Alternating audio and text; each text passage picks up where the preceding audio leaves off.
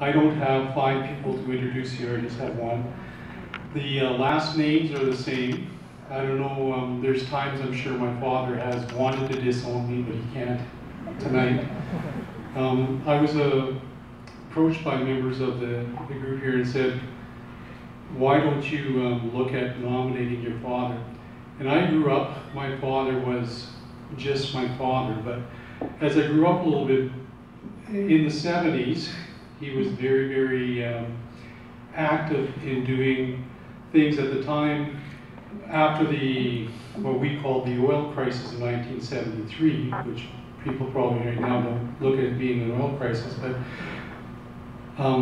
was involved in promoting energy efficiency along with a number of other people, but my father was the one I looked up to all the time. And it's kind of hard when you sit back and you take a look and you don't realize how famous he was until he travels the world and he's recognized all over the world. One of the things to me that I found very interesting is his ability to make complex things very simple in the way that he explained them. I remember sitting with one of the engineers at a construction company I was with, and we had a problem with a refrigerated building that we built that was heaving all the time, was moving up and down, had some building envelope problems.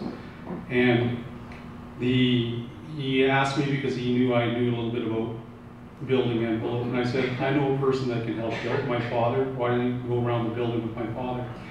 And I think they spent 3 or 4 hours going around, and afterwards he came to me and said, John, you know, in all the classes I took at university, I never had anybody that could explain the concepts the way your father did in such simple language.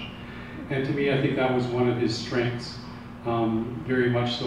Whenever I've heard him talk, and I didn't hear that much because I was just a young child, but whenever I heard him talk, that was one of the strengths that he had, was the ability to take something that seemingly was very, very complex and explain it in a very, very simple way. And so, with no further ado, I'm going to turn the floor to my father.